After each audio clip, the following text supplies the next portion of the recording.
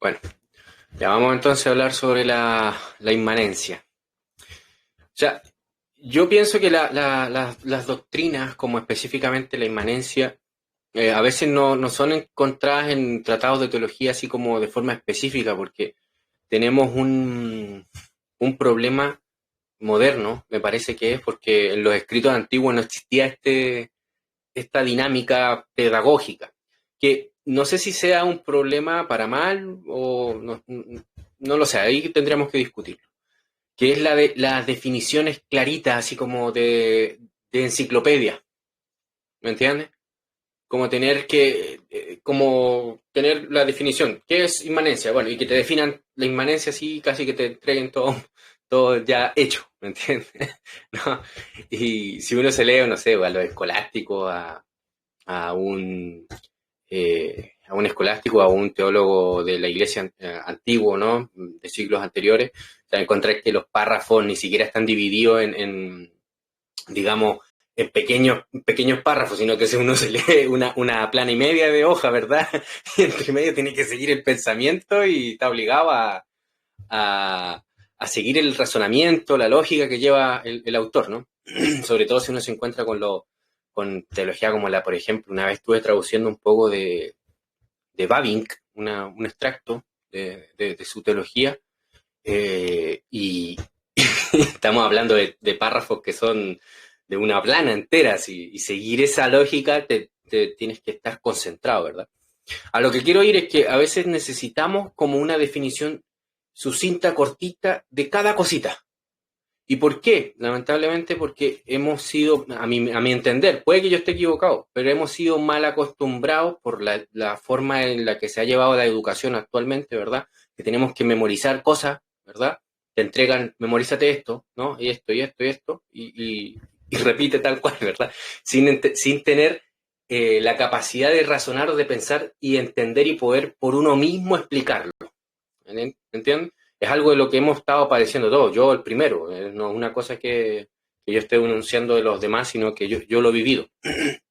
Entonces, cuando nos encontramos con temas como la providencia, nos cuesta entender que ella está, por ejemplo, inmersa, incluida, si es que leemos un tratado de teología que sea, digamos, teísta o verdaderamente cristiano, lo vamos a ver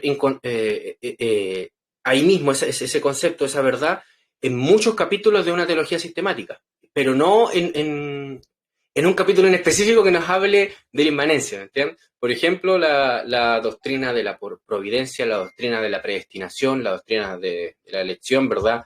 De la creación misma, la doctrina de la salvación, ¿no? La historia de la redención. En todos esos ámbitos está ahí presente la idea de la inmanencia, ¿verdad? Pero claramente debe ser, obviamente yo no estoy negando que debe ser explicado, debe ser tratado, pero, pero debemos entender que está presente en absolutamente toda la realidad bíblica, ¿no?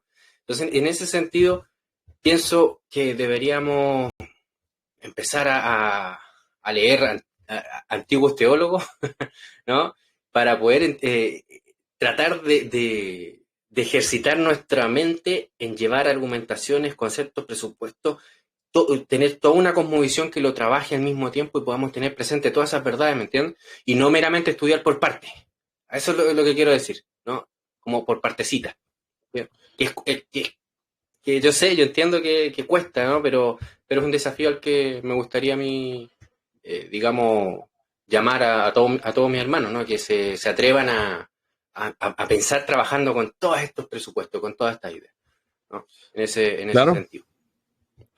Eh, Bueno, Tal vez, sí, díganos. diga, hermano, ¿alguien más iba a hablar? Ah, no, ok. Bueno, cualquiera puede interrumpir cuando quiera.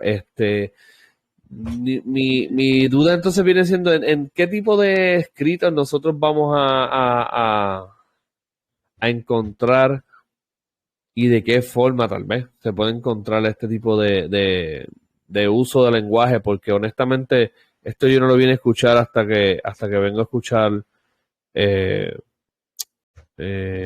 sobre Rushdun y no estoy diciendo que son los únicos que hablan eso, no estoy diciendo eso, pero, ¿verdad? No no había enfrentado esto antes. Y aún así, por ejemplo, usted me envió un documento y yo usé el buscador de palabras y no encontré nunca el uso de esa palabra. No estoy diciendo que la doctrina no está ahí, estoy diciendo, ok, ¿y qué significa esta palabra? Con la cual entonces yo puedo decir, amén, estoy entendiendo que inmanencia es esto, o ¿verdad? A lo mejor es que es un tema, no sé, y aquí eso fue lo que yo concluí hoy mismo.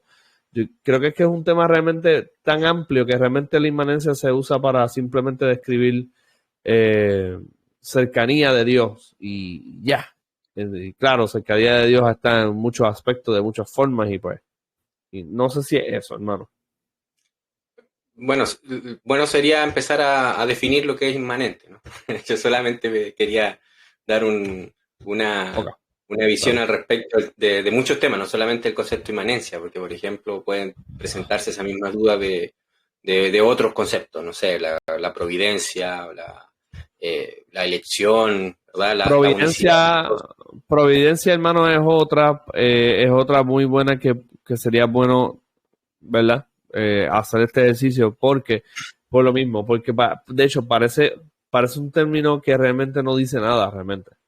Y no estoy diciendo que no estoy diciendo que no funcione, pero la forma en que se trata no parece decir nada. Parece decir que de hecho, la providencia parece que suene a que alguien te está diciendo todo eso que tú no sabes, eso es la providencia de Dios. Eh, bueno, pues no sé si eso es válido, Yo, pero yo pensaba que Providencia era una avenida aquí en mi ciudad, el nombre de una avenida, de una calle. Bueno, eh, partamos etimológicamente por la palabra inmanencia, no sé si les parece, para que nos exactamente, den vamos a hacer eso. una breve guía. La palabra inmanencia procede del latín, ¿no? Yo estoy leyendo aquí una definición etimológica, ¿no? Es que me las crea de la gran cosa, ¿no? Ahí tenemos a San Google, ¿no? Que nos ayuda. Eh, Inmanente que procede del latín immanens o immanentis, que se puede traducir como que queda, que permanece en, ¿no? Ya se nos viene dando una idea, ¿verdad? Que queda, que permanece en algo, ¿verdad? En.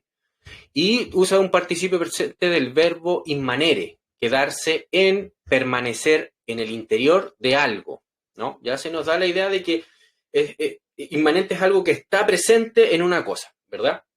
¿Mm? Verbo compuesto de in, que se le agrega a la idea de inmanente, ¿verdad? En el interior, hacia el interior, es lo típico, que está interior, ¿verdad? Dentro. Y el verbo manere, permanecer, quedarse, de donde también procede palabras como mansión, masía, mesón, permanecer, permanente, etcétera, ¿no? Entonces, rescatando todo lo que leí, la idea que básica del concepto es que se refiere a una cosa, a una realidad de que está presente en algo, ¿entiendes? Esa es como lo básico, como para empezar con el concepto, para entender a qué nos referimos con este concepto de inmanencia. Entonces nos referimos simplemente a que está presente en algo, ¿verdad? Sea lo que sea que nos estamos refiriendo, ¿verdad? Por ejemplo, que hay agua, ¿verdad? En un frasco, ¿verdad? Entonces el agua está ahí inmanente en el frasco, por decirlo así, ¿verdad? No, por dar un ejemplo burdo, ¿no? Eh, si nos ponemos un poquito más sofisticados, podríamos decir que la humanidad es inmanente en mi persona, ¿no? Está presente en mi ser, y no en el ser de un conejo, porque en el ser del conejo no está inmanente la humanidad, ¿verdad? La idea de ser humano, ¿verdad? Entonces, esa es como básicamente empezar por ahí.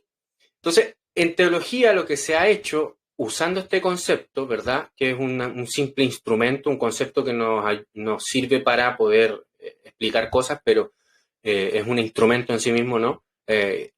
Lo que se ha usado, este concepto en teología, es para poder identificar el gobierno, por decirlo así, aquí ya estoy usando otros conceptos que también tienen que ser explicados, el gobierno providencial de Dios, ¿verdad? Es que Dios está inmerso, ¿verdad? Está aquí dentro de la creación, por decirlo de alguna manera, ¿verdad? Está presente en su creación, ¿entienden? Está actuando, gobernando, juzgando, bendiciendo, ¿verdad? Llevando a cabo sus juicios en la historia.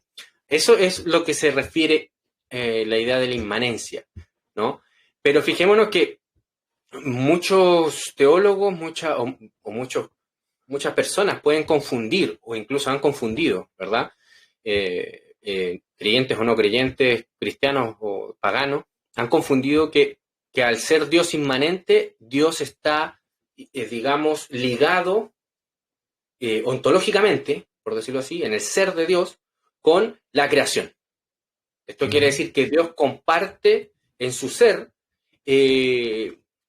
ontológicamente con la creación, ¿entiendes? Comparten una realidad, ¿entiendes? Y por tanto sería como una especie de, la realidad sería una especie de extensión entre Dios y la creación, ¿verdad? Habría una continuidad, por decirlo así, en el ser. ¿Bien? Claro. Y para eso, ¿qué ha dicho la Iglesia con respecto a eso? O mejor dicho, con mayor autoridad aún, ¿qué dice la palabra de Dios con respecto a eso? Nos muestra claramente que Dios es el creador que creó en Génesis capítulo 1, ¿verdad? Por un acto de su palabra, el poder de su palabra, un acto creador, ¿verdad?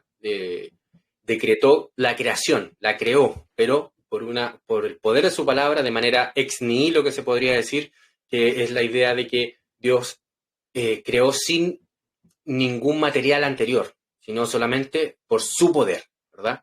Por su poder. Pero tiene esta particularidad, ¿verdad? Que ese acto creativo no es que es una gotita de su ser o una esencia de su ser divino, ¿verdad? Que se salió, por decirlo así, por dar un ejemplo, que se salió del ser de Dios y que eso originó la creación. Que esto son cosmogonías de muchas filosofías o religiones que enseñan tales cosas, ¿verdad? No es así, sino que es un acto de Dios, creador, de declarar con su palabra, y se creó todo lo que existe.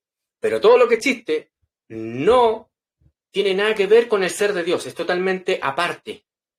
¿Entiendes? Y por tanto, aquí se tiene que discutir la otra cara de la moneda de la inmanencia, ¿verdad? La Por decirlo así. trascendencia. La trascendencia, ¿verdad? Por eso es que necesitamos estos dos conceptos. Ya habíamos dicho que la inmanencia tiene que ver con algo que está presente dentro, ¿verdad? Que está, digamos, en. ¿Mm? Pero al mismo tiempo en Dios está la idea de la trascendencia o el concepto de la trascendencia que se nos ha revelado, ¿verdad? Que Dios es totalmente anterior y está por encima de, ¿verdad? Toda la creación, todo lo que existe, todo lo que es, todo lo que Él ha hecho en realidad, porque Él es el que creó y el que determinó todas las cosas. Y Él está por encima, trasciende, ¿verdad?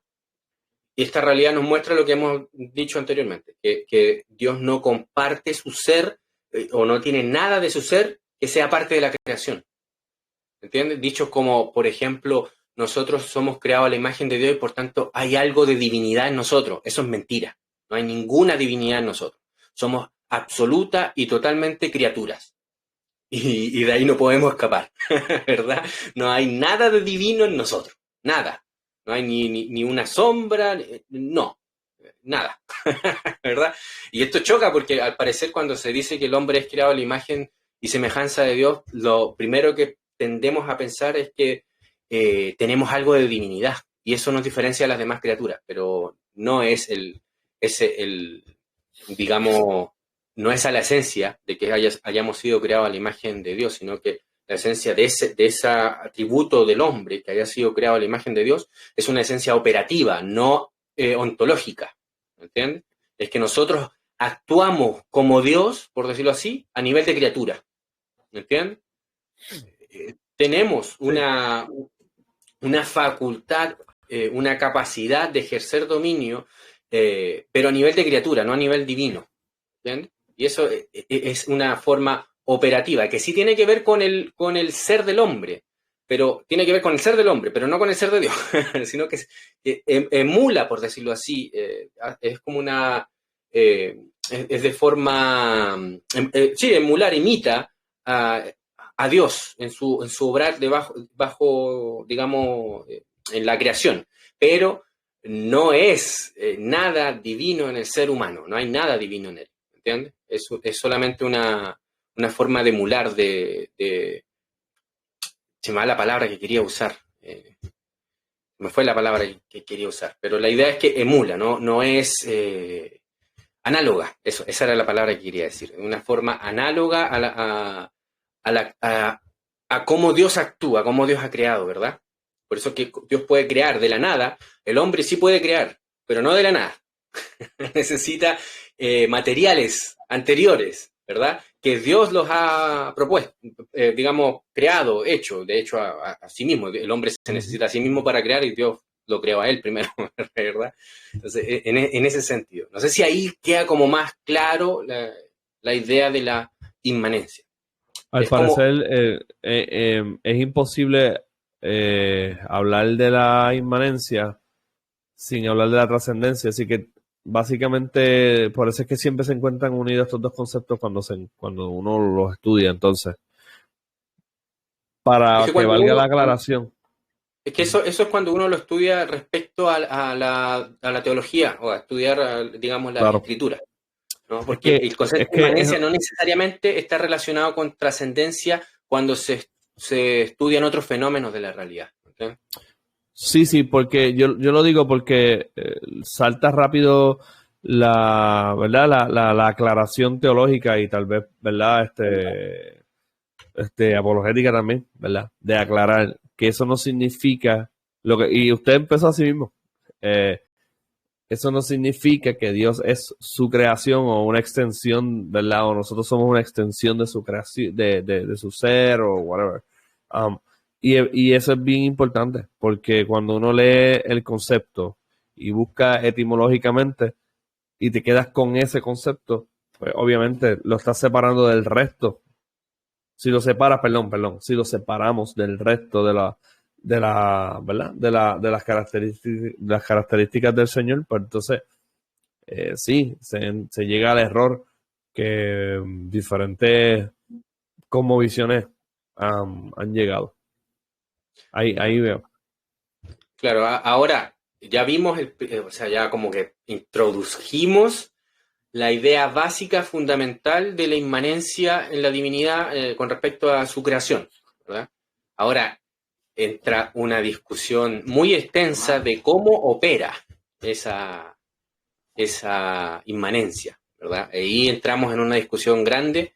Eh, por ejemplo, hay algunos que alegan, como la Iglesia Ortodoxa de rusa, por decirlo, por dar un ejemplo, que alegan que la inmanencia sí es una realidad, pero esa inmanencia descansa en, podríamos decir, traduciéndolo a lenguaje sencillo, que esa inmanencia está presente no en toda, no necesariamente en toda la creación, en todos los actos humanos, sino que en una institución humana. ¿Me entiendes? Como por ejemplo sería el en estos tiempos sería el Estado, por decirlo así, ¿no? Sería en Putin, ¿verdad? O en la iglesia misma, por decirlo así, ¿verdad? Que en la institucionalidad de la iglesia, en tanto se habla de la jerarquía o digamos, de la institución Claro. en sí mismo. ¿Mm? Ahí se achaca la inmanencia y por tanto ahí está la presencia de Dios y solo actúa a través del brazo burocrático de aquellas instituciones. ¿Me entiendes? Entonces aquí entra una discusión grande, porque ¿es verdad eso? Y si no es verdad, ¿cómo es que opera esa inmanencia? ¿Verdad? ¿Cómo es que Dios, nuestro Señor, se nos revela, ¿verdad? En cuanto a es en su labor providencial, ¿no? Porque aquí también está totalmente relacionado el concepto de providencia, que es el que Dios está actuando en la creación siempre, constantemente, las 24 horas del día, los 7 días de la semana, todos los meses del año y todos los años de la historia, ¿verdad? Y para eso también hay que volver al concepto del acto creativo del Señor, al concepto de que Dios es el que decreta, predestina, determina, ¿verdad? Y elige todas las cosas, las determina todas las cosas, ¿verdad? Y si es Dios el que determina, establece, predestina todas las cosas, todas, y cuando decimos todas, es todas. No hay cosas que no hayan sido establecidas o preordenadas por Dios nuestro Señor.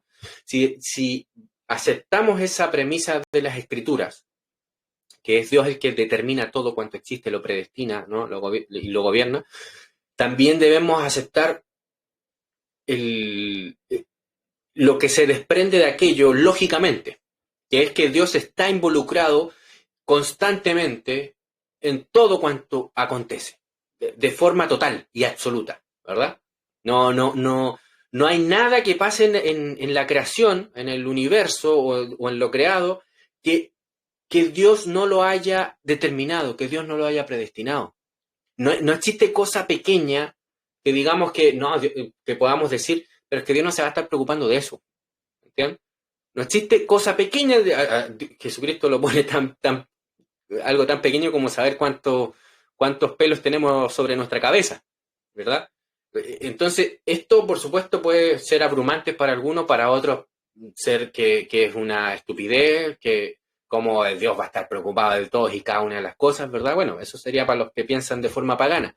Pero la realidad es que la revelación bíblica nos muestra un Dios que determina, predestina y lo gobierna todo de manera absoluta y por tanto está presente, involucrado personalmente de todo el desarrollo de la historia, de la creación y de todas las cosas que acontecen. Por lo tanto, el hombre o la realidad, la creación, no está sujeta a eventos impersonales. ¿Entienden?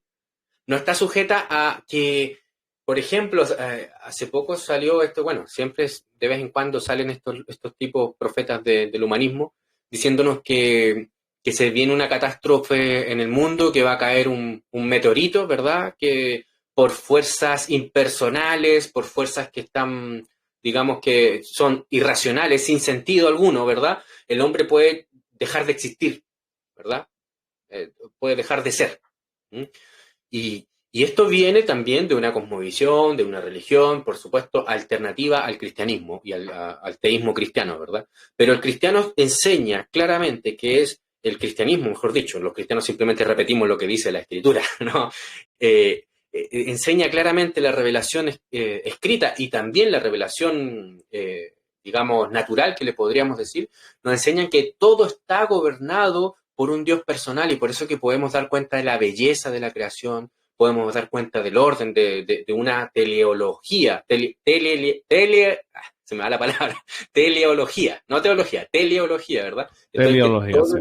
todo el universo tiene un propósito, ¿verdad? Tiene un significado.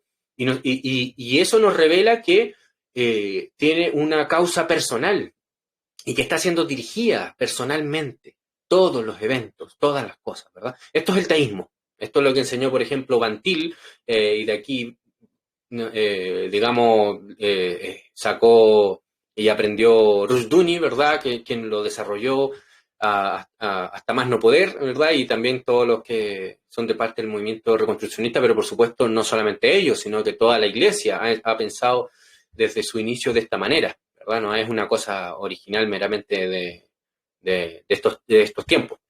Entonces, si nosotros creemos tal verdad bíblica que se nos revela, entonces podemos entender claramente lo que es la inmanencia, relacionarla con la providencia y ver que nuestro Señor está involucrado constantemente. Y esto nos presenta algo que los incrédulos o no creyentes, o incluso los que se dicen ser creyentes, pero podemos tener dudas de su verdadera conversión, se enfrentan a esta realidad y se desprende algo. Esto es que el hombre, a contrario a lo que se nos dicen que quienes creemos en la elección, en la doctrina de la predestinación de Dios, ¿no? Creemos que el hombre no decide nada y el hombre no es responsable de nada porque está determinado, ¿verdad? Contrario a lo que se nos enseña de que el calvinismo es como gente concibe una antropología de hombres determinados como máquinas, ¿verdad? Contrario a ello, esta doctrina que es, digamos, calvinista, establece un verdadero fundamento para la persona humana. Porque su causa original, ¿qué sería? El Dios totalmente personal y absoluto que lo determinó como persona. ¿Sí? Y por tanto, si Dios es el que predestina y gobierna en su providencia, porque es inmanente, Él está en la creación gobernándolo, lo hace todo, lo gobierna todo de forma absoluta. Entonces el ser humano que ha sido creado a su imagen, ¿verdad? Y que ha sido creado con libre albedrío, aunque suene contradictorio decir esto desde un calvinista, ¿verdad? Al haber sido creado a su imagen con responsabilidad, esa responsabilidad del hombre ante los actos de Dios, ante su gobierno, su providencia, su palabra, es absoluta. ¿Me entiendes? La responsabilidad del hombre es total ante el Señor, ¿verdad? Porque claro, ¿qué pasa si el destino de una nación depende de fuerzas impersonales? Pues los hombres no somos responsables ante, por ejemplo, un terremoto que acontezca en nuestras naciones o un diluvio o cualquier desastre natural. No tenemos ninguna responsabilidad, ¿verdad? Porque esos son efectos fortuitos, ¿verdad? Que tienen una causa irracional, impersonal, ¿verdad? Y por tanto no tenemos ninguna responsabilidad, pero sí estamos sujetos y determinados por ellos, por esos eventos, ¿verdad? Como enseñaría cualquier otro pagano no cristiano. Pero nosotros los cristianos, como enseñamos esta doctrina de la creación, la de la predestinación, determinación de Dios de todas las cosas y su gobierno providencial, que Él es inmanente, está involucrado, ¿verdad? En ella, establecemos el verdadero fundamento de la responsabilidad del hombre, ¿verdad? Y que el hombre es totalmente responsable de todo cuanto acontezca, ¿verdad? Y esto es profundo, mi hermano, porque es bajo esta visión totalmente calvinista, ¿verdad? Y que es cristiana en realidad, porque puede sonar que quieren cambiar el cristianismo por el calvinismo, pero es que simplemente estamos diciendo que es un desarrollo de un entendimiento que tuvo Juan Calvino junto con otros maestros, con otros creyentes, ¿verdad? San Agustín incluido también, pero que se ha ido desarrollando y que le han puesto el nombre de calvinismo, pero que si quiere usted le pone otro nombre, eso para mí me da lo mismo. Pero la cosa es que identificando esta enseñanza de las escrituras podemos ver y entender que el hombre, al ser totalmente responsable por este gobierno total de Dios, podemos entender que la realidad solo puede ser entendida, comprendida a la luz del pacto que Dios le ha dado al hombre. Porque si el hombre es totalmente responsable, ¿qué pasa con sus acciones, con sus actos? Van a tener sanciones, sean de bendiciones o sean de maldiciones. ¿Se entiende, mi hermano? Sí, creo que... Para terminar, hermano, por eso es que le quería decir que todo esto está relacionado, ¿entiendes? No podemos estudiar la inmanencia aparte de todas las doctrinas que se nos revelan en las escrituras, ¿me entiendes? Y de hecho yo me he quedado cortito, yo simplemente aquí balbuceé un poco de esta verdad. Ok, tengo una pregunta, pero antes de seguir, yo creo que el hermano Luis tenía algo que decirle hace un rato. Sí, seguro que sí.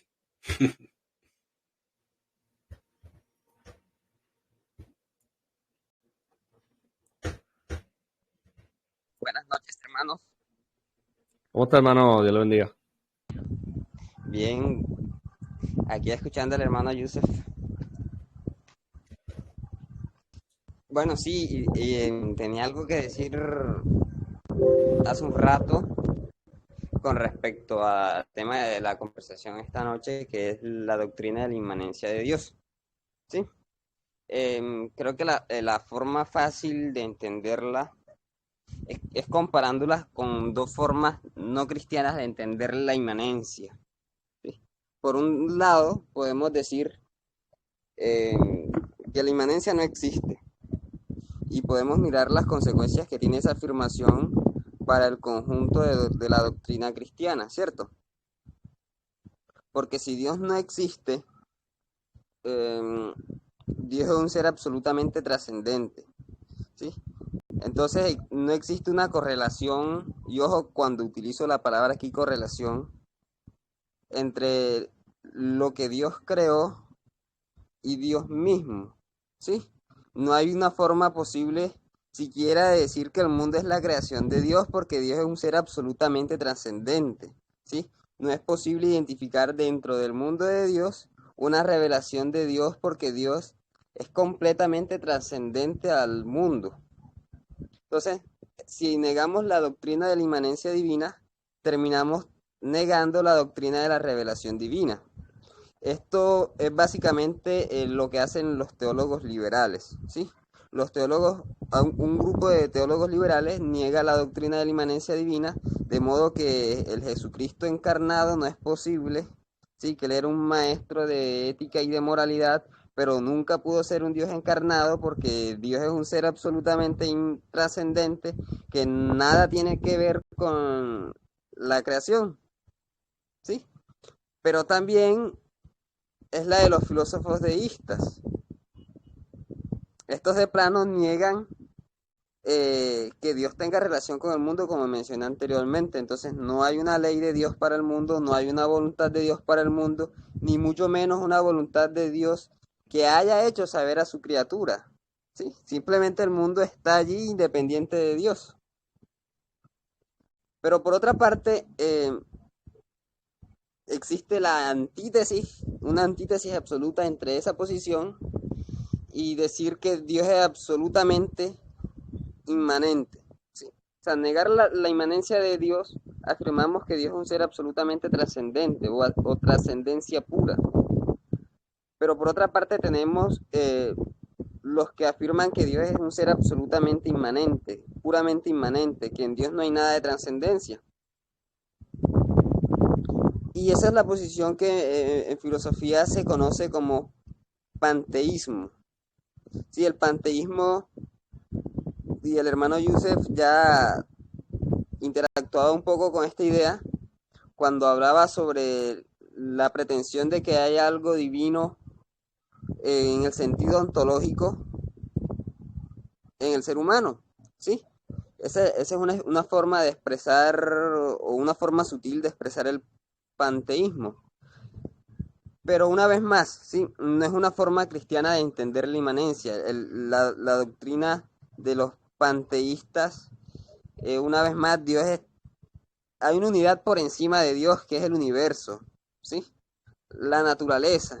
Si Dios es la naturaleza, como muchos han razonado, entonces incluso la voluntad de Dios no existe, ¿sí?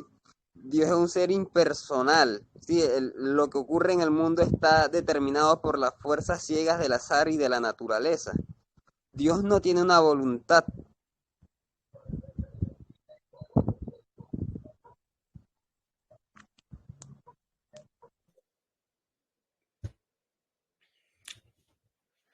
Claro, es muy decidor lo que dice el hermano Luis, que si Dios es totalmente trascendente, no hay una revelación, no hay una explicación de lo que existe, ¿no? Sino que, ¿quién la tiene que explicar?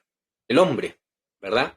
Y como el hombre la tiene que explicar, se da pie o firme fundamento, por decirlo así, al subjetivismo total y absoluto, ¿verdad?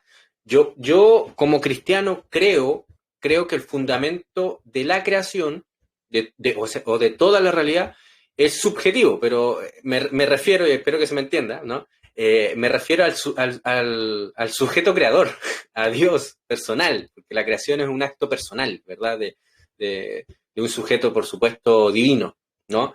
Pero en cuanto a la explicación que nosotros podamos dar de la realidad, nos ha sido revelada y por tanto esa explicación es objetiva, es total y absoluta en virtud de la causa que estableció la realidad, ¿verdad? Al ser Dios absoluto, por supuesto, esa explicación es absoluta y total, ¿verdad?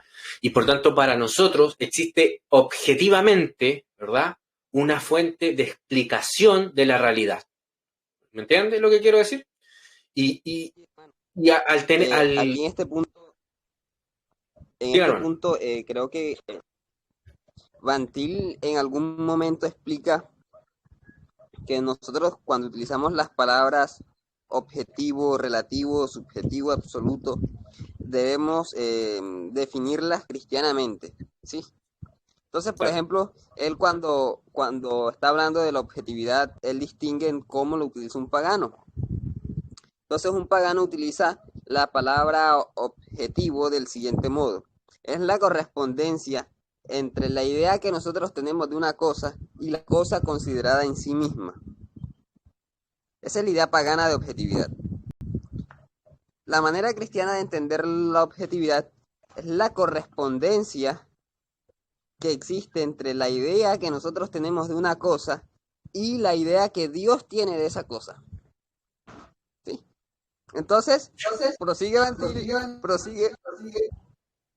diciendo que en la posición cristiana, la interpretación de Dios de las cosas, es decir, la idea que Dios tiene de las cosas, es anterior a las cosas, ¿sí? Por lo tanto, Dios impone el significado que las cosas tienen. Entonces, en ese sentido, el hermano Youssef señala que la posición cristiana es al tiempo objetivista, en el sentido que sostiene que las cosas deben entenderse objetivamente, entendiendo los pensamientos de Dios después de Dios, ¿sí? Pero teniendo en cuenta que Dios es un sujeto de conocimiento, un sujeto conocedor, es también una posición que hace referencia al conocimiento subjetivo que Dios tiene de todas las cosas. Claro, ahí el hermano Ruiz explicó científicamente lo que yo quería explicar aquí medio balbuceando. Pero qué bueno, porque hermano, a eso me refería con la pregunta. La pregunta mía viene para eso mismo, porque ya veo una distinción de lo que tal vez pueden explicar otros atributos de Dios versus lo que estamos hablando, que tal vez encierra, ¿verdad? Ya estoy entendiendo. Gracias. Claro. Bueno, entonces como lo que le decía, lo que quería ir, al punto que quería ir, con la ayuda del hermano Luis que me ayudó para que se entienda lo que quiero decir, es que si negamos la inmanencia de Dios, ¿no? Como hacen los deístas y como hacen muchos cristianos hoy en día de forma operativa, ¿verdad? Esto es que en realidad Dios no tiene una palabra relevante para la hora, para nuestra vida del diario vivir, ¿no? En el diario vivir. Se niega entonces una verdadera objetividad y se establece el subjetivismo, pero ya no de la persona divina, como habíamos dicho, ¿no? No de la persona divina que es el que estableció, creó y entendió primero él en su mente. Él no es que, por supuesto, no es que Dios haya entendido, dijo, esto es así, ya, lo voy a crear. No. Él determinó que fuese así, por eso que lo entiende de manera exhaustiva y perfecta, y por eso que en virtud de su persona es que nosotros podemos entender todas las cosas. De ahí que para el principio de interpretación de la realidad sea nuestro Dios, trino, la única forma de entender la realidad, ¿verdad? Entonces, si nosotros quitamos esta idea de la inmanencia de Dios, ¿verdad? Establecemos, por tanto, cortamos ese principio de interpretación, pero toda interpretación, ¿verdad? Todo sentido, ¿no? Empieza en una persona. No hay sentido fuera de lo personal. Porque el inicio del sentido, el inicio de lo racional, ¿verdad? Como vemos que es en la realidad que Dios es el creador de todas las cosas, el verbo, la lógica es personal, no es impersonal, no es un ser, digamos, abstracto, impersonal, no, es personal, es nuestro Señor Jesucristo, el logos, la palabra, ¿verdad? La lógica. Entonces, cuando se corta esa inmanencia, sigue operativa la realidad, porque la realidad funciona de esta manera, que ha sido determinada por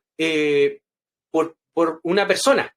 Entonces, cuando se niega la trascendencia, la inmanencia de la divinidad, tiene que ser llenado ese vacío.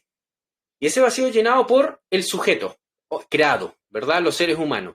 Y de ahí que se puede entender, por ejemplo, la filosofía existencialista o el pensamiento moderno prácticamente. Todo el pensamiento moderno se puede entender que es el hombre el que determina la realidad, el que le da orden, ¿verdad? No es que el hombre recibe una revelación por más que creamos que el universo no ha sido creado por Dios, sino que es un universo creado por el azar, ¿verdad? Pero no es que recibe una revelación de ese universo azaroso, ¿no? Sino que él es el que le pone orden. ¿me entienden? Y la realidad solo puede ser entendida a través del sujeto que sería el ser humano. De ahí entonces que verdaderamente el humanista destruye todo conocimiento.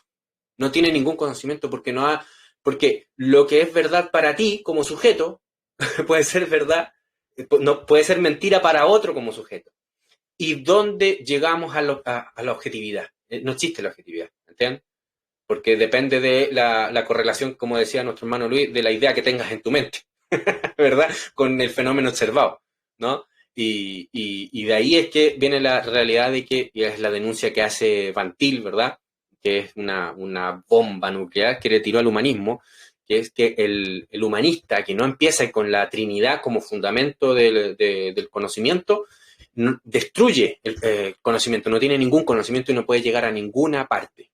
¿Se entiende lo que quise decir? Sí, hermano. ¿Ves la importancia de la doctrina de la inmanencia? Es importante, mire, en la vida del cristiano, ¿verdad? En su vida personal, confiando que Dios en su providencia lo cuida, lo bendice, lo protege, ¿verdad? ¿No? Y puede estar seguro el cristiano en ese sentido, en su vida personal, en su familia, en Dios nuestro Señor, pero también puede estar seguro en su conocimiento y en el entendimiento de la realidad, ¿verdad? Porque Dios es inmanente y puede tener un punto, ¿verdad?, objetivo para poder entender la realidad, ¿no? Puede juzgar las cosas, las acciones de los demás, ¿verdad? De manera objetiva. ¿Por qué? Porque Dios es inmanente y le ha dado una revelación objetiva con la que puede medir toda acción de todos los seres humanos, ¿verdad? Y puede comprender lo que está pasando en su entorno, en su historia, en su momento histórico, por decirlo así, ¿me entiendes? Porque tiene algo objetivo con lo que juzgar.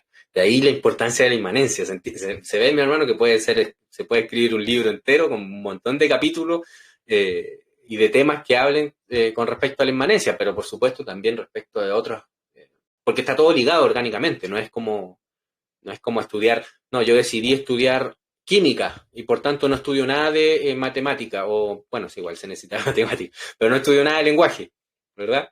No es así, se necesita entender al Dios Trino en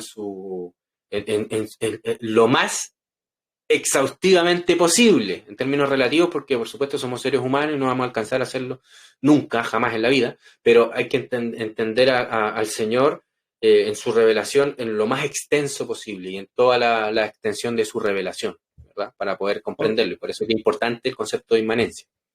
Ok, hermano, y le haría la pregunta que el hermano Luis contestó, sin hacérsela. ¿Cómo usted preferiría, ya esto es más de gustos y tal vez su experiencia, cómo usted preferiría enseñar estos dos conceptos? ¿Cómo usted haría el acercamiento? Porque el hermano propuso un contraste y creo que es muy útil. Sí, empezar por la alternativa. Eso es bien bueno porque destruye de entrada los pensamientos que podamos tener ya previos, ¿verdad? Y a veces es muy didáctico y muy útil empezar por lo que no es. Porque cuando no es, ahí se ven las alternativas, ¿verdad? Como diría Bansen en uno de... No recuerdo dónde fue, que le preguntaron... ¿por qué cree que el cristianismo es verdadero? Y él dijo, bueno, por la imposibilidad de lo contrario. Es imposible que lo contrario sea verdad, así que solo el cristianismo puede ser verdad. Es una excelente forma, ¿verdad? Yo lo he enseñado varias veces cuando hago el discipulado también con hermanos, cuando los discipulo personalmente, en algunos canales también lo he hecho, que lo enseño de manera positiva, ¿no? Empiezo por la distinción creador-criatura, ¿no? Diferenciando lo que es, digamos, la criatura del creador, demostrando que no hay extensión o una conexión o un puente, ¿verdad?, entre el creador y las criaturas en el sentido ontológico, ¿verdad? No hay unidad ahí, en el sentido de la esencia. Pero sí hay una comunicación, y esto se lleva a cabo a través de la inmanencia de Dios nuestro Señor. Es totalmente trascendente y es inmanente. Entonces empiezo de manera positiva, pero es muy buena forma también mostrar la imposibilidad de lo contrario, porque si se fija, como dice el hermano Luis, si empezamos por ello, ¿cuál es la conclusión? Es que no puede haber conocimiento alguno. ¿Se entiende? Existirían solamente puras islitas de personas con sus mentes, pero es imposible conocer lo afuera de nosotros. ¿Me entiendes? Solo podemos conocer dentro de nosotros, pero no fuera de nosotros. No podemos interpretar nada de fuera. ¿Comprende?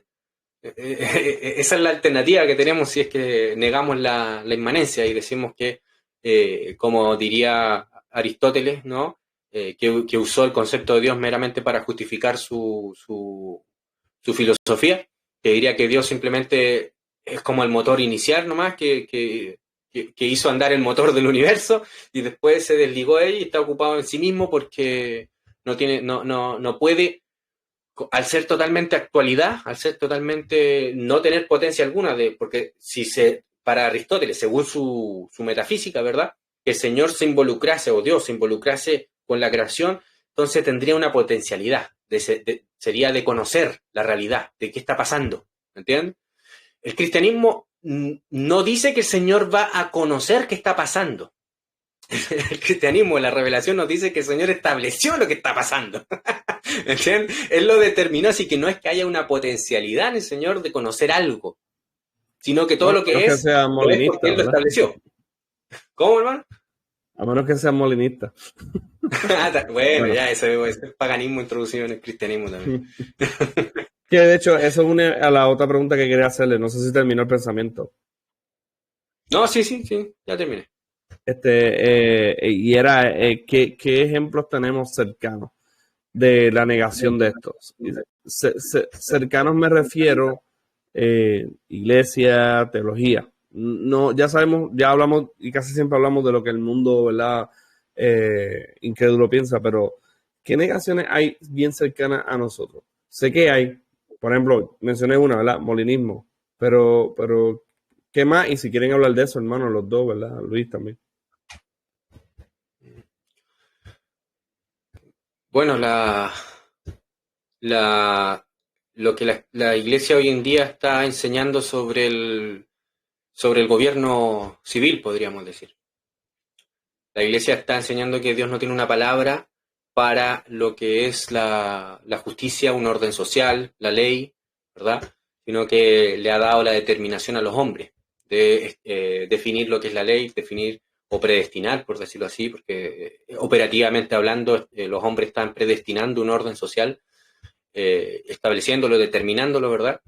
Y la iglesia a día de hoy, en su teología actual, en su pensamiento, lamentablemente, no están diciendo que Dios tiene una palabra de autoridad última, ¿verdad?, sobre este asunto, sino que se lo dejan se lo dejan, porque Dios es inmanente espiritualmente hablando, tomando el concepto espiritual como culturalmente más o menos o idiosincráticamente se tiene, una idea así como que es interior, ¿verdad?, que no es algo externo, sino que es la interioridad de nuestra persona, ¿verdad?, algo espiritual. Dios es inmanente solamente en el ámbito espiritual, ¿verdad? Pero en la realidad objetiva, en la sociedad, ¿verdad? Ahí no es inmanente el Señor. Ahí hay fuerzas determinantes que no son el Señor. Sí, en lo operacional no, en lo operacional Dios no es inmanente, solamente en los sentimientos. Claro, solamente en lo sentimental, ¿verdad? Y esto es porque también al producirse estas filosofías con Hegel a la cabeza, ¿verdad? Y bueno, luego con el Renacimiento y todas estas filosofías que empezaron siendo deístas, no negando a Dios directamente, sino que empezaron siendo deístas, diciendo, no, sí, Dios existe, sí, pero Dios es como un relojero, ¿verdad? Que hizo funcionar, creó el reloj y lo hizo funcionar y se fue, ¿ya? Porque estaba ocupado en otras cosas.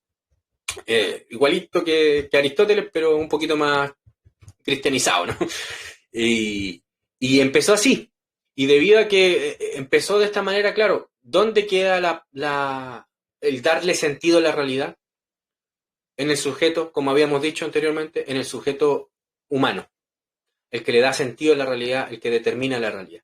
Ya no es Dios, porque Dios ya no está inmanente, ya no está en su gobierno providencial llevando todas las cosas, ¿verdad? La historia, dirigiéndola, ¿verdad? Y por tanto la historia tiene un propósito determinado, un propósito predestinado, Y cuando ya se niega esta inmanencia, ¿verdad? Se niega la soberanía de Dios nuestro Señor y su involucramiento personal, ¿verdad? Juzgando a los individuos, las familias, las naciones, los pueblos, ¿verdad? Todas las realidades, ¿verdad? Que haya en su creación. Cuando se niega esto, entonces es el factor determinante, ya son otras fuerzas que podrían ser impersonales o en específico ya el humanismo agarrándoselo con todo, es el hombre el que determina las cosas. ¿Entiendes? Entonces, llegamos a esto en la iglesia actualmente. Se ha creído así, lamentablemente se ha aceptado esto porque, bueno, la iglesia tiende muchas veces, lamentablemente, en su desvío, a valorar el pensamiento no cristiano, ¿verdad? Y empiezan con esta presuposición de creer de que hay una verdad objetiva que no es personal, que es impersonal, ¿verdad? Al fin y al cabo, dependiendo de nuestra teoría, pero empezamos a decir que, claro, si hay una verdad objetiva que no sea personal, ¿verdad? Que no sea determinada por Dios, sino que se autodeterminó en las fuerzas impersonales de la historia, ¿verdad? Entonces, el sentido de ese fenómeno debe ser el mismo tanto para el cristiano como para el no cristiano, inevitablemente. Eso es lo que se asume, ¿verdad? Y la definición o el sentido de ese fenómeno no está determinado por Dios, sino que se determinó por las fuerzas de la historia. Entonces hay una neutralidad, ¿entienden? Y ya no es Dios el que gobierna, el que predestina, y bueno, ahí tenemos el molinismo que por supuesto le da como combustible a esta idea, y por tanto se pierde la idea de providencia, de gobierno, de inmanencia de Dios nuestro Señor, pero es algo que se perdió anteriormente, porque hay que perder digamos, esa fe de creer de que Dios está involucrado en su creación. Hay que primero perderla para luego empezar a pensar de esa manera, ¿me entiendes? Para luego empezar a creer Sí. de que las cosas tienen un sentido en sí mismas y no en Dios, ¿me entiendes? Y por tanto podemos compartir con la mente del pagano y la mente del cristiano un mismo sentido, ¿entiendes? O un mismo significado de los objetos que observamos o de los fenómenos que observamos, Sí, ¿entiendes? porque entonces de Siempre ahí, y siempre negando a Dios, o sea, sí, porque entonces, perdón, bro. porque a lo más Dios Sí, es uno con nosotros y que estamos los tres de acuerdo. El pagano, el cristiano y Dios. Y estamos los tres de acuerdo respecto a un fenómeno externo, ¿verdad? Que no ha sido determinado por Dios, sino que es determinado por otras fuerzas. Y esa es lamentablemente, eso es lo que ha llevado a la iglesia a la irrelevancia, porque si la iglesia no tiene una palabra determinante y autoritativa con respecto a la realidad, ¿no? Entonces es uno más y puede ser prescindible. Dios también, como es uno más, también puede prescindirse de él, ¿verdad? Entonces, empezaron prescindiendo de Dios y luego, por supuesto, prescindiendo de la iglesia y ya quedaron solo los paganos definiendo lo que es la realidad. Y ahora es lo que tenemos en las universidades. Las universidades son las que nos definen cuál es el sentido de la realidad y las universidades están dominadas por paganos. claro. Y desde sentarse desde esa base, desde esa presuposición, entonces construimos contestaciones que están completamente alejadas de lo que la escritura realmente nos enseña.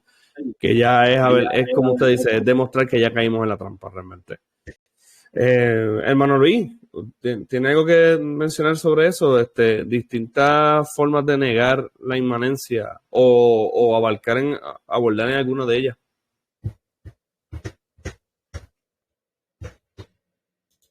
Pues ya he mencionado dos, sí.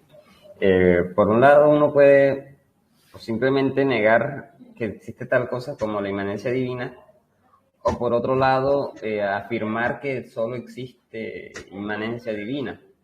En ambos casos, el hermano Yusef dice, de una forma un poco sutil, sí que dice, terminaríamos con unas islitas de conocimiento. Curiosamente, en ambas alas de ese error se encuentra el solipsismo, ¿sí? La idea de que solamente podemos estar seguros de lo que nuestras mentes conocen, ¿sí? O sea, básicamente la idea del solipsismo es que ustedes como individuos son un invento de mi mente, ¿sí? Entonces, sí, es la conclusión, ¿sí? El solipsista está obligado a creer eso. El solipsista, para ser consistente, no puede creer en la existencia de otras mentes, incluida la mente divina. Él no puede creer en la existencia de la mente divina. Otras dos formas de abordar la cuestión tiene que ver con el tipo de predicación, ¿sí? Por ejemplo, si uno afirma que nosotros podemos predicar unívocamente de Dios, por ejemplo, ahí estaríamos diciendo, o sea, unívocamente es que lo mismo que decimos de la creación, lo decimos del creador. Eso estaríamos afirmando el panteísmo, una forma de panteísmo en la que Dios es idéntico a la creación, y otra vez terminamos socavando la doctrina ortodoxa de la inmanencia. Y la otra es negando que podemos decir cosas significativas acerca de Dios, que es negar la inmanencia. Perdón, repita eso, hermano.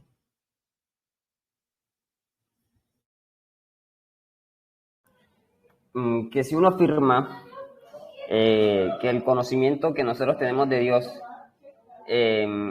como lo afirman los deístas o los teólogos liberales, sí que Dios es absolutamente trascendente, nosotros al respecto de lo que podemos predicar de Dios decimos que es puramente equívoco, ¿sí? O sea, no hay un punto de contacto entre nuestros predicados sobre Dios y lo que Dios realmente es, ¿sí? Entonces, o sea, es otra forma de llegar a esas conclusiones, pero a partir de lo que nosotros podemos decir sobre Dios. Eso es como decir que es otra forma de decir que nosotros no podemos conocer a Dios. O sea, que no hay forma.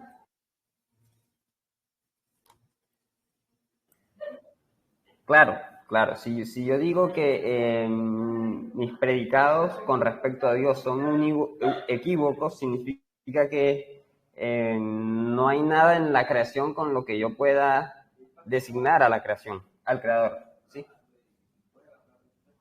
O sea, que hay una ruptura absoluta entre lo creado y el creador.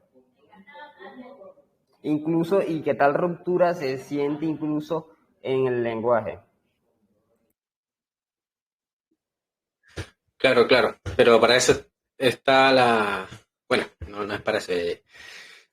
Para entender esto se entiende como nos enseñó Van Til el pensamiento análogo, ¿no? De poder, la revelación de nuestro Señor es análoga y que las realidades que observamos en la creación, ¿verdad?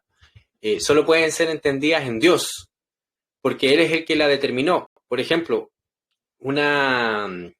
y esto es algo que el otro día estaba meditando y fue muy, muy hermoso, que nosotros, un error que yo cometí hace tiempo, que me di cuenta, ¿no? Que yo entendía que entender análogamente a Dios es usar realidades de la creación como si esta realidad de la creación fuese independiente de Dios, ¿no? Por ejemplo, a Dios se le dice Padre. Entonces es una forma de entender a Dios, es como entendemos al Padre, a los padres humanos. Pero en realidad es al revés. Solo podemos entender a los padres humanos si entendemos la realidad última de Dios el Padre, o Dios como Padre, ¿me entiendes? Porque ahí está el fundamento de la realidad, ¿me entiendes?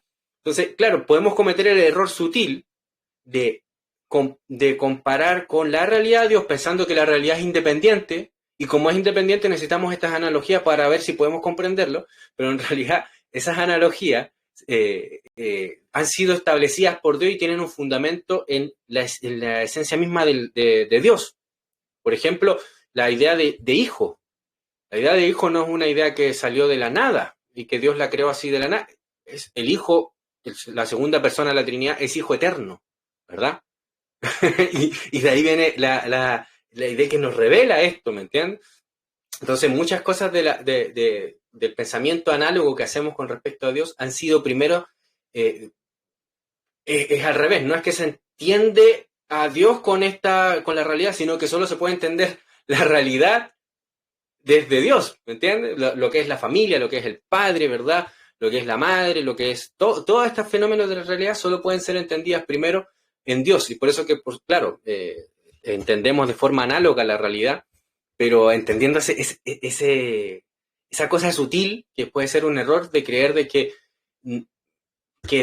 Dios no es que sea padre eternamente, sino que debido a que en la creación existen los padres, Dios decidió, por decirlo así, revelarse como padre. Pero no. Una de las cosas que revelan la gloria de Dios nuestro Señor, ¿verdad? Es la creación y es la familia, los padres, que nos revelan que Dios es un padre eterno. ¿Entiendes? No es que es una mera analogía para poder entenderlo. ¿Se entiende lo que quise decir? Eso es el tipo de relación personal que hay entre un padre humano y un padre divino.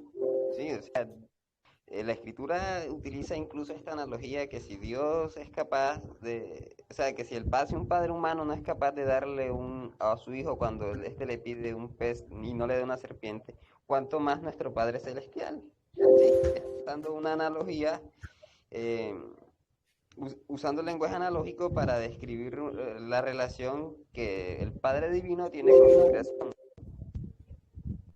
Amén. Amén. Sí, pero algo hermoso es saber que ese fundamento está en Dios, nuestro Señor. O sea, no es que la realidad fue así como es, ¿me entiendes? Lo que quiero decir es que se tiene que interpretar desde la divinidad, todo lo que existe, ¿me entiendes? Claro, Para claro. poder entenderla. Es que la creación nosotros podemos entenderla como algo derivado, ¿sí?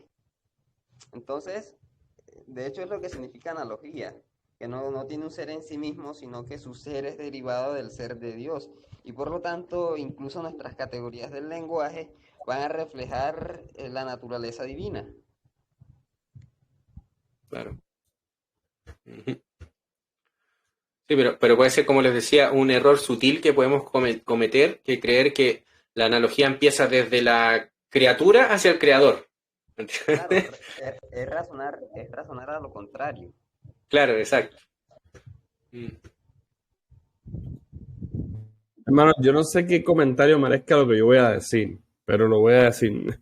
Yo conozco personas que cuando me hablan de creencias, ¿verdad? Y de lo que supuestamente dicen que creen, me hablan desde los dos extremos sin unirlos. O sea, me hablan de un absoluto trascendente, que él está por allá y dejémoslo por allá, ¿verdad? Y aquí estamos nosotros determinándolo todo, pero a la misma vez también me hablan de que realmente a la hora de la verdad, realmente todo es Dios. No sé cómo logran esa olimpiada, pero lo he escuchado y no sé si eso merezca algún comentario o es indicativo de que esto se acabó. Hermano, la necesidad de una teología sistemática, la necesidad de sistematizar el pensamiento y de luchar en el entendimiento, digamos, racional, sistemático de la realidad. Y es el deber de todo cristiano, de todo, no de los pastores, no de los maestros, sino de todo cristiano, el poder sistematizar en la medida de lo que pueda cada uno de nosotros, de lo que el Señor nos dé, necesitamos y es nuestro deber, ¿no? Y también nuestro privilegio, el poder sistematizar todo esto y lograr tener un sistema que, por más que sea falible, ¿no? Pero que lo construimos en fidelidad al Señor, queriendo entender la realidad para la gloria del Señor, ¿verdad? Poderla entender desde la forma más cristiana posible, ¿no? Y esto es un deber de todos los creyentes y lamentablemente los creyentes no lo están sistematizando, sino que lo están haciendo como en casillas separadas, ¿verdad? Que en esta esfera de la realidad yo creo tal cosa, pero cuando estoy en esta otra es la contraria, ¿verdad? Incluso la antítesis, ¿verdad? Eh, la negación de todo, ¿verdad? Y es el desafío de todos los creyentes que que todos y cada uno tienen que, en su ser, en su subjetividad, por decirlo así, ¿no? Como sujetos pensantes, lograr formar un sistema, ¿verdad?, que tenga la objetividad, por supuesto, de la revelación bíblica, de la verdad bíblica, pero formar este sistema, ¿entiendes? Y en esto estamos en la ayuda, porque por más que nosotros podamos confeccionar, por decirlo así, un sistema en el que sea objetivo el sistema, está escrito y todo, cada uno de nosotros va a tener un entendimiento un tanto distinto, un tanto más énfasis, ¿verdad? Algo personal, ¿entiendes?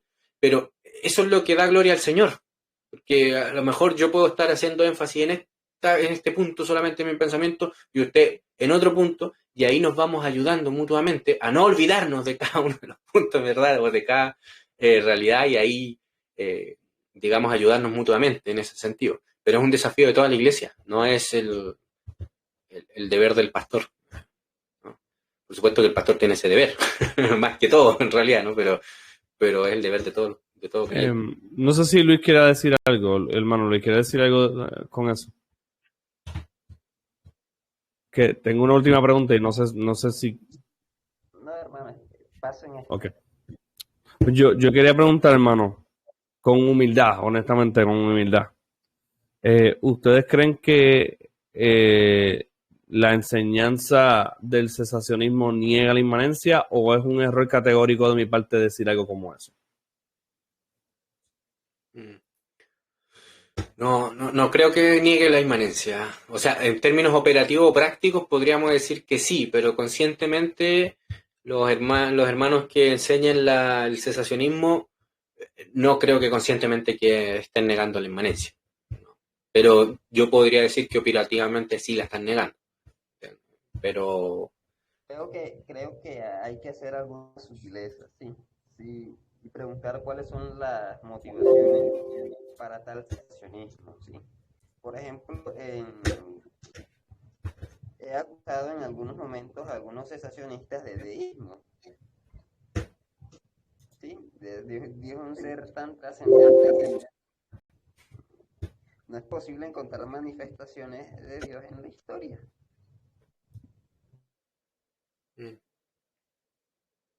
Claro. No, yo me he encontrado con varios cesacionistas que yo sí podría acusar de cesacionistas por completo. O sea, es una cuestión grosera de deístas, pero también he encontrado hermanos que no, en ¿cómo decirlo? En sus conciencias no es que ellos quieran negar la inmanencia, o, digamos, no puedo decir que ellos están como queriendo atar al Señor. Queriendo ellos, digamos, prevenir a la iglesia de un problema que podemos ver si en realidad el problema es relevante o no, podemos discutir eso, pero ellos con buenas intenciones, queriendo, digamos, evitar que la iglesia entre en ciertos errores, ¿verdad? Lamentablemente, pienso, a mi modo de juicio, creo que están dando una solución o una medicina errada, ¿verdad? Porque creer que vas a atacar las convulsiones y las ideas locas de algunos pentecostales o carismáticos que dicen que esos son los dones espirituales y así es como se manifiesta el Espíritu de Dios, y confundir esas cosas con los dones o con las manifestaciones del Espíritu en la historia, me parece que ya es un error de entrada. Ya de entradita es un error, ¿no? Hacer esa correlación, pienso que ya está equivocado. Y además de eso, empezar a negar que exista eso en virtud de lo que estás observando, ¿verdad? Que algunos supuestos dicen, algunos hombres supuestamente dicen que tienen manifestaciones o dones súper espirituales y todo ese cuento. A mí me parece que de entrada ya hay un vicio, de entrada ya hay un problema que no se puede llegar a una conclusión si no se estudia correctamente el fenómeno, ¿no? ¿Me entienden la idea que quiero decir? No podemos decir que porque los frutos de aquellos que dicen tener los carismas o los dones del Espíritu Santo son frutos indignos y, por supuesto, condenables, no podemos llegar a la conclusión errada de decir que ya no hay dones por eso. ¿Entienden? Y lamentablemente ese es el espíritu que yo he notado desde que tengo uso de conciencia siendo cristiano, ¿verdad? Que se condena a los dones, o digamos se niega que existan dones actuales. Siempre es en contra, pensando en contra de los pentecostales o de los carismáticos, de todos estos, digamos, profetas y obispazos que se creen milagrosos, ¿verdad? Pero así no se hace teología. Se hace teología desde la escritura, no desde la negación de otro, o digamos, claro, se puede negar otras cosas, pero se hace desde la escritura, empezando con la escritura. Y a mí me parece que están empezando con los carismáticos que se les llaman a día de hoy, ¿no? Creo que hay un error ya. Sí, los mal llamados carismáticos. Bueno, hermano, yo no tengo más nada importante que preguntar. Me gusta la conversación. No sé si quieran seguir hablando, ¿verdad? Yo puedo seguir escuchando. Bueno, yo creo que hemos tocado distintos tópicos. Hay mucho más que decir, por supuesto. Por ejemplo, sobre el gobierno, ¿no? Lo que es el poder. El concepto del poder también tiene que ver mucho con la inmanencia. ¿Quién tiene el poder absoluto, el gobierno absoluto? La autoridad máxima y última también tiene que ver con la inmanencia, ¿no? Entonces, si nosotros podemos, de distintas maneras, o podemos negar la inmanencia de Dios, ¿verdad? O incluso, por otra vía, mi hermano, podemos negar la trascendencia. Esto es como negar que la divinidad sea trascendente y establecer un panteísmo absoluto, ¿verdad? Entonces, la divinidad emerge desde abajo y se manifiesta en alguna institución o algún ser humano, ¿verdad? Y ahí se mantiene la inmanencia y por tanto está presente, inmanente, dentro de esa institución o ese ser humano, el poder absoluto y la determinación de la historia y todo. Y eso es, en términos prácticos, lo que hizo Hegel. Determinar que es en el Estado, ¿verdad? En el que está la inmanencia. El Dios en la tierra, ¿verdad? El Dios con patas caminando en la tierra, ¿verdad? Y el que determina la historia y la realidad y el punto cúlmine de la historia, ¿verdad? El fin de la historia, por decirlo así, como diría otro pensador, ¿no? Es otra vía también de llegar a un error por negar ya sea la trascendencia o la inmanencia, porque son dos caras de la misma moneda, ¿verdad? ¿No? Y también puedes intentar negar la moneda misma, que serían las dos cosas, ¿no? Y quedar sin conocimiento, sin verdad, sin lógica, sin razón, sin nada, ¿no? Y eso es más o menos lo que muchas tendencias humanistas ateas tienen, ¿verdad? Negar la irracionalidad. Pero como no pueden ser consistentes consigo mismos, deben mantener eso. Deben mantener una inmanencia, negar una trascendencia, ¿verdad? Pero establecer la inmanencia, que el factor determinante, porque todo ateo, todo quien niega a Dios, ¿verdad? Aparte de ser un necio, un imbécil, aparte de eso, es un inmanentista total. O sea, que declara que las fuerzas determinantes de la historia, ¿verdad? Los que definen todas las cosas, viene desde abajo, desde lo terrenal, ¿verdad? ¿No? O como lo interpretaría Judas, ¿verdad? Que viene de lo diabólico, terrenal, satánico, ¿no? Viene de abajo, lo que determina la historia. Y es por eso que en nuestros días que se ha negado la trascendencia, porque nuestras culturas actuales, todos los estados niegan la trascendencia, establecen sí la inmanencia total y absoluta. Pero esa inmanencia no está en relación con Dios, sino en relación con fuerzas terrenales, que puede ser el Estado en este caso, en el caso histórico en el que estamos viviendo hoy en día. Y esas fuerzas terrenales son las que determinan la historia. ¿Se entiende? Es por eso que tenemos culturas ateas en términos operativos, iglesias que son ateas también en términos operativos, porque podrán proclamar mucho que Dios allá, mucho que la palabra de Dios acá, pero en términos prácticos, operativos, son ateos, ¿verdad? Y creen que la inmanencia está en esas fuerzas que vienen de abajo, ¿verdad? Por eso que la iglesia no tiene ninguna palabra para el Estado, sino solamente para decirle que, oye, hágalo bien y hágalo lo más decentemente posible. No le vamos a decir que lo haga cristianamente, porque las fuerzas determinantes no son el cristianismo, Dios, la Trinidad, ¿verdad? El poder providencial, el gobierno de Dios, predestinación, no, sino que el Estado. Entonces la iglesia le dice, hágalo, pero hágalo bien, ¿verdad? Lo más decente posible. No le pedimos que sea cristiano, pero que sea decente. Viene detrás de esa idea, viene la cuestión de que se reconoce la inmanencia en esa fuerza o en el Estado, ¿verdad? En Yo escuché una persona que se le zafó, una persona cristiana que se le zafó decir que en el Estado, y lo dijo así, hermano, vivimos, nos movemos y somos. Se le zafó. Eso es Hegel, hermano. Eso es Hegel, tal cual. Hegel les enseña eso mismo. Qué Que interesante. en Hegel estaba creo que habíamos hablado, discutido nosotros en el... Sí, nosotros de hemos Hegel, discutido en el canal, tenemos, sí. el Hegel, No de Hegel Hegel, enseñaba... pero sí del concepto que estaba hablando ahora, hermano. Ah, ya. Hegel decía que él entendía que los individuos, los sujetos humanos, no pueden huir de la subjetividad de cada uno de nosotros. Y él entendía claramente que sin una inmanencia y trascendencia no puede haber todo lo que habíamos discutido acá. No habría conocimiento, no habría unidad, no habría posibilidad alguna de contacto con el otro, ¿verdad? Y él dijo, bueno, la única forma de que se establezca esta unidad y esta cohesión es que el Estado trascienda al ser humano, ¿verdad? En su subjetividad, y en el Estado al conformar, al tener bajo de sí todos los sujetos, puede tener la verdadera objetividad. Y todos los humanos, los seres humanos, en su subjetividad pueden ser libres y andar en su subjetividad. Pero es en el Estado está la objetividad. Y por tanto, la cohesión y la unidad de la sociedad y de los seres humanos, ¿verdad? Está en el Estado. Y por tanto, Hegel dice, sí, el ser humano puede andar en su subjetividad tranquilo, pero se debe someter a la objetividad del Estado. Y por tanto, el Estado es el que tiene la palabra determinante de hacia dónde va la sociedad. ¿Me entienden? Estamos en un mundo absolutamente hegeliano, mi hermano, porque todo lo que diga el Estado es la palabra oficial, la palabra autoritaria, oficial, ¿no? Y comprobada, por decirlo así, ¿no? Sí.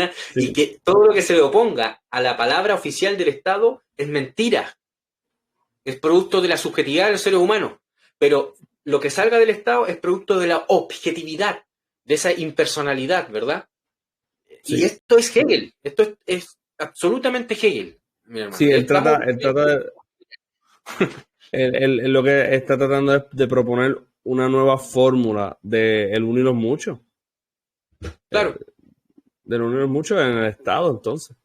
Ahora, hermano, y no sé si quiere comentar de eso, siempre hay siempre que veo este tipo de ideas que, ¿verdad? Que tratan de eliminar la trascendencia de Dios, por ejemplo, siempre veo que hay un juego, o sea, hay un papel bien importante para la abstracción de las cosas. Por ejemplo, estaba traduciendo ahora un escrito y la cita con la cual empieza, ¿verdad? Para criticar una forma pagana de ver la historia, es esta cita de este señor, de este escritor, Wells, que dice, la historia humana es la esencia, es en esencia una historia de ideas.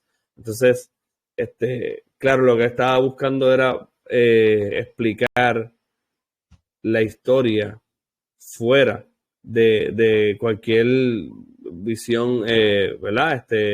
Cristiana, bíblica, y decir que sale de las ideas del ser humano. De hecho, estuve leyendo y lo que dice el escrito, después se lo voy a traducir, se lo voy a enviar para que lo vean. Es que estas ideas primero estaban encerradas en las personas y ya para el 1500 y 1600 entonces lograron coger patitas y salir solas de las mentes de la gente y ahora, tú sabes, ahora fluyen solas. Bien interesante eso. Siempre hay una Pero abstracción por esa es algún una lado. idea suya. Esa es una idea de Wells. Sí, de Wells. Es una idea de... Sí, de George Wells. Sí, sí, es una idea. Sí. Que está en su cabeza. Bueno, a lo mejor es que le cayó a él también un poquito, un hijito de la idea con patas. Bueno, pero hay que entender que tiene cierta verdad ese autor, si es que lo que me dice, ¿no? Según lo que me dice, es que la realidad es una idea. En la que vivimos, es una idea. Es la idea de Dios, es su voluntad, su decreto, su predestinación, ¿verdad? Es lo que Él pensó y decretó. Entonces, en ese sentido, es verdad. Lo que pasa es que como la persona de la divinidad es majestad, es divina, ¿verdad? Es Dios, es todopoderosa, es perfecta, pues esa idea es... No puede haber una idea mejor. Es imposible, ¿no? Es imposible que haya una idea mejor y tan perfecta como ella. ¿Mm? El problema es cuando los hombres tienen una idea, pero que contradice la idea original. No que la glorifica, no que digamos, la expande. Porque fíjense, mi hermano, que Dios le dio el orden al hombre, el propósito de que el hombre expandiera la idea misma de Dios, el propósito de Dios. Dios creó al hombre con el objetivo de que lo puso en el huerto del Edén, ¿no? En un huerto, en una montaña, en un lugar precioso, debe haber sido precioso ese lugar, pero lo puso con el propósito de que fuese como diría Rushduni, un plan piloto, por decirlo así, de iniciación, ¿verdad? Para que luego el hombre fructifique y se desarrolle, ¿verdad? En todo el mundo y construya una civilización, ¿verdad? Por tanto, no es ¿cómo decirlo? Dios lo pensó, por supuesto, y al final, el fin de la historia, cuando el hombre construya toda esa civilización, ¿verdad? Que le dé gloria a él, al fin y al cabo sabemos que Dios la predestinó y la determinó que así fuese, ¿verdad? Pero le dio la responsabilidad al hombre que la desarrollara, ¿me entiendes? Y el hombre es responsable ante ello, de desarrollar esa civilización. Lamentablemente, el pecado, ¿qué es lo que trajo? Es una presuposición, una idea fundamental en el hombre de la realidad que no da gloria a Dios y que le da gloria al hombre como el creador último de estas civilizaciones. Por eso que le encantan a los escritores de la historia, a los historiadores, de mostrar a hacer biografías de los grandes hombres de la historia, ¿verdad? Los Césares, los faraones, que son los que determinaron la historia, ¿verdad? Porque el hombre es el que determina. Ese es el pecado original, ¿verdad? Ahí haciendo brote, mostrando, haciendo alarde de que aquí estoy, miren, mostrando que el hombre es el que determina la realidad. Pero Dios pensó la realidad, la determinó, la creó y puso al hombre para que la desarrollase con su mente, ¿verdad? Con su creatividad, pero para la gloria de Dios. El problema es que el hombre la ha hecho para su propia gloria y bajo sus propios términos, bajo su propia ética, bajo su propio pacto, ¿verdad? Bueno, que no es original de él, sino que es el pacto satánico, porque Satanás es el que le entregó el pacto al hombre y el hombre se creerá muy, muy original diciendo que nosotros hemos creado el contrato social. En realidad lo único que están haciendo es copiando y pegando lo que Satanás les dijo. Es lo único que han hecho. Así mismo. Y como el hombre, Yusef, como el hombre no tiene verdadero poder de determinar nada, ni de predestinar nada, lo único que tiene entonces es la fuerza bruta para someter a la gente a sus voluntades que, ¿verdad? Vienen de lo individual y como único entonces pueden lograr que todo se una a través de la violencia, ¿verdad? En este caso estamos hablando del Estado, aunque existen otros ejemplos.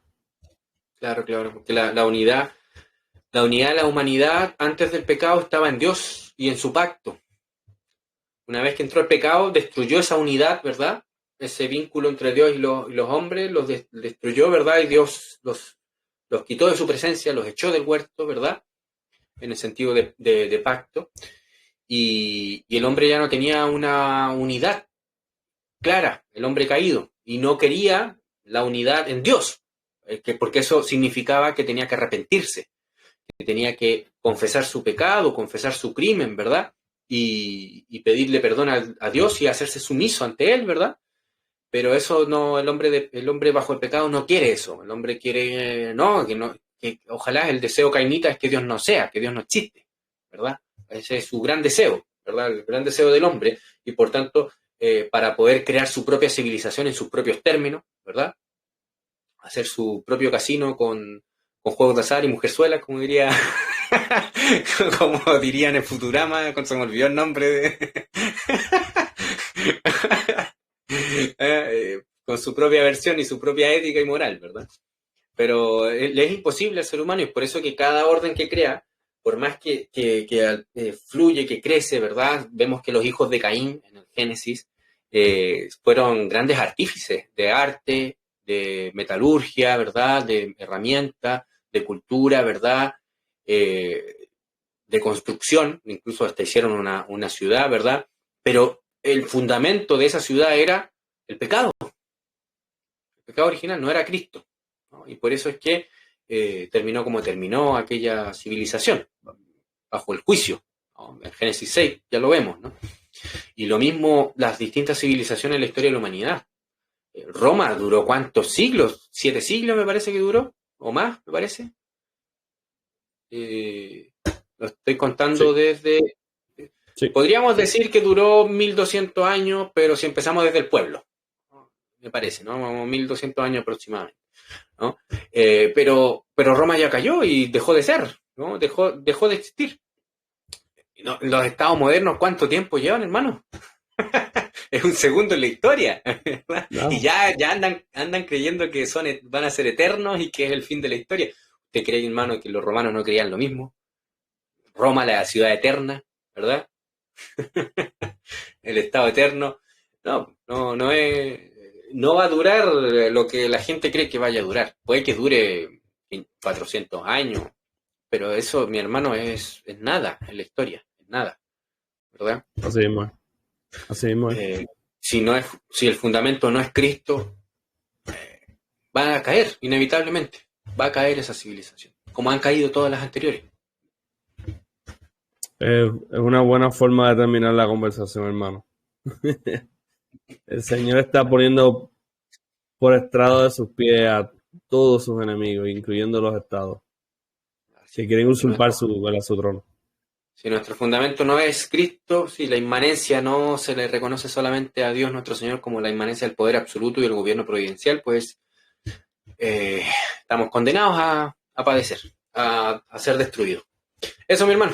No sé si yo por mi parte estoy listo. Sí, terminamos, hermano. Gracias, ya, hermano. Un millón, de verdad. Un abrazo, bendiciones. Chao, chao.